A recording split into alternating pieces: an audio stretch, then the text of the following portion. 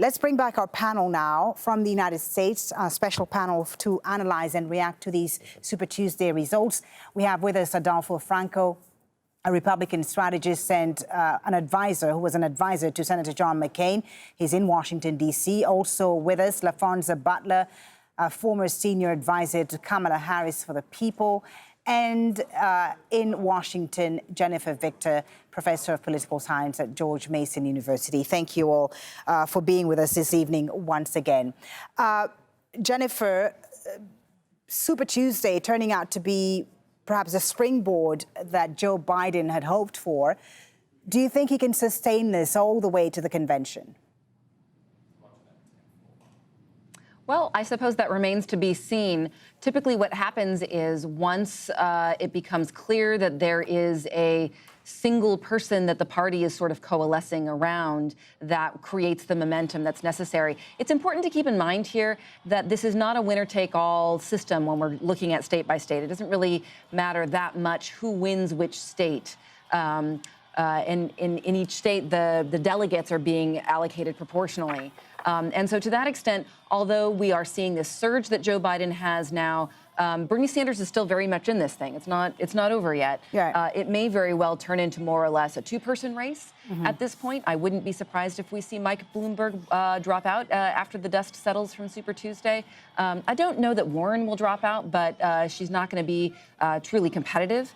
And so whether or not the party stays fractured, and it seems likely that it will, it'll be a battle to see which of the different factions within the party can really sustain itself and call itself the majority. Interesting that you mention the party being fractured.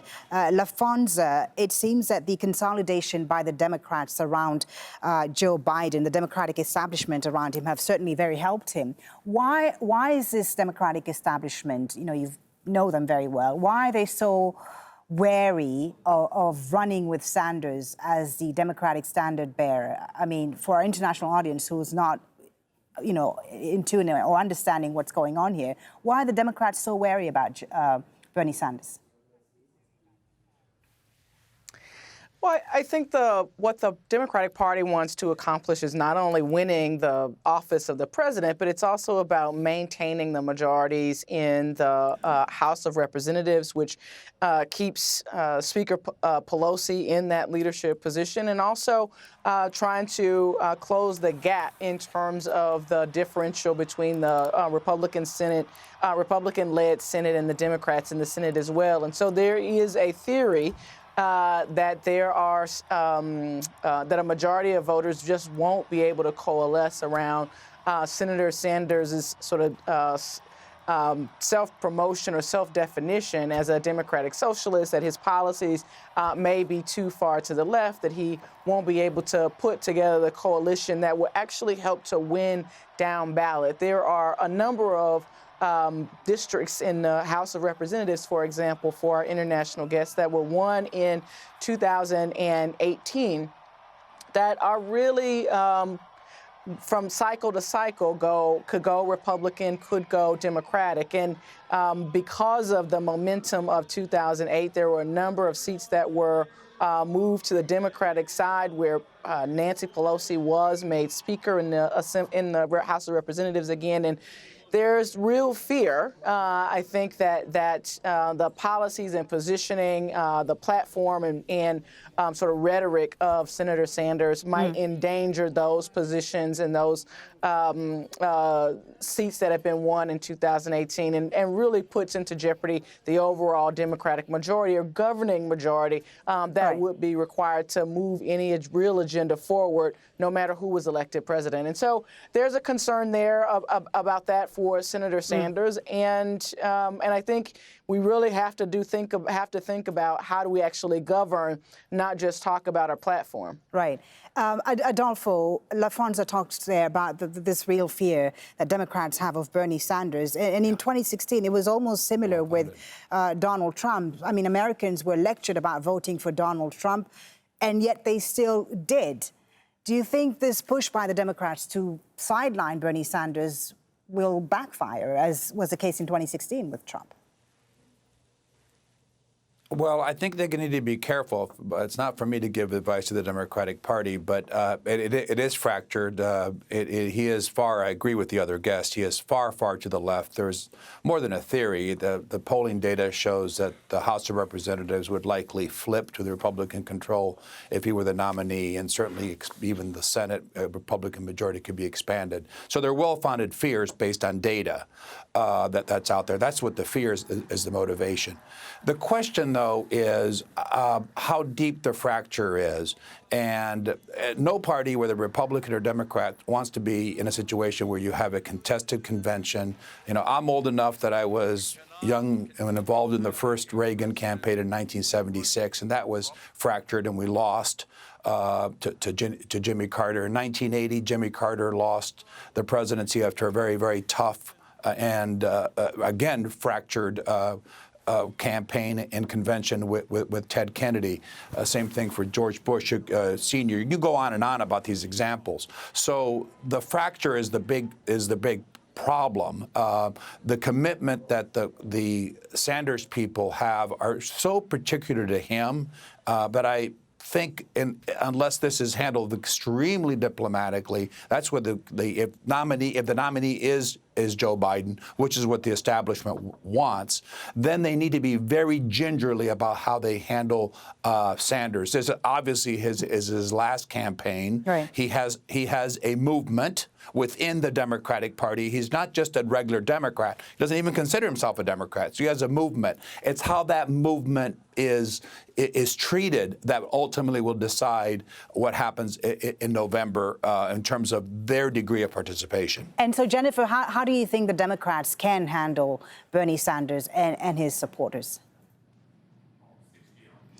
Well, one of the challenges here is, we were talking earlier about Mike Bloomberg and noting that one of his problems is, I think Adolfo had mentioned that Bloomberg isn't really a Democrat. Not too long ago, he was a registered Republican.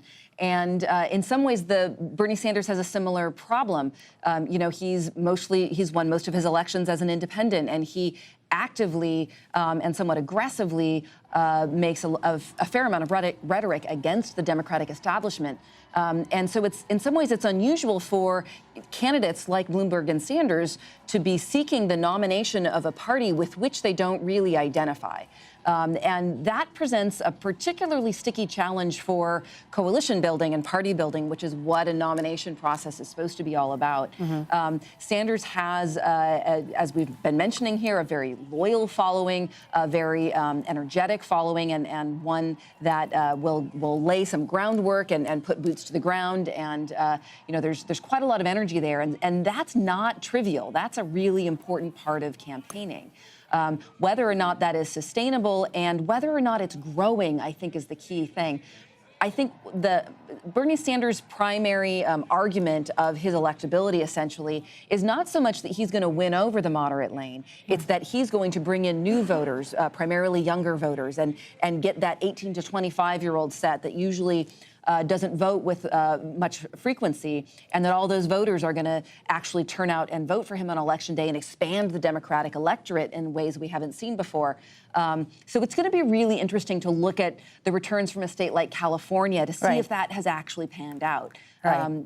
It looks like Sanders is going to win California, but how many delegates he gets and where those votes are coming from is going to matter. It will matter indeed. He's winning California, and Joe Biden is in the lead in Texas.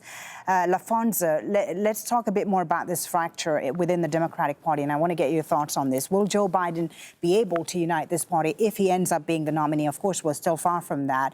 And do you see him being a different candidate going forward than the one he's been so far?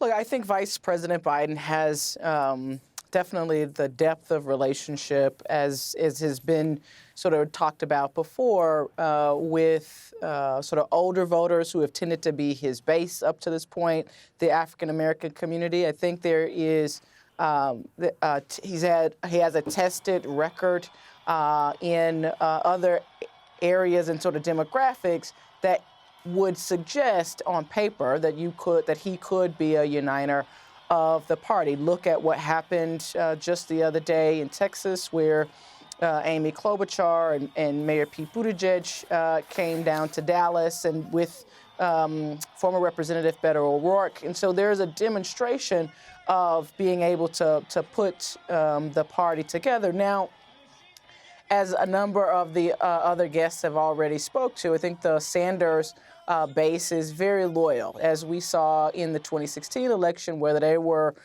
decided to stay home or vote in the independent, vote for some of the independent candidates. I think even despite Senator Sanders actually moving to an endorsement of Hillary Clinton. And so I think that it is going to be a real testament of either of these candidates. I think the sort of going rate story is that the Biden team is probably best situated to do that. But I do believe that there is a desire for Senator Sanders to be able to grow beyond what he refers to as the establishment and bring in other voters. And I just don't think up to this point we've seen demonstration of that quite yet. All right, and interesting to see what happens over the next few months. Thank you all once again for being with us on this special evening. Jennifer Victor, LaFonza Butler, and of course, Adolfo Franco in Washington, D.C. We'll be speaking to you later throughout the morning here on Al Jazeera. You're watching our special coverage.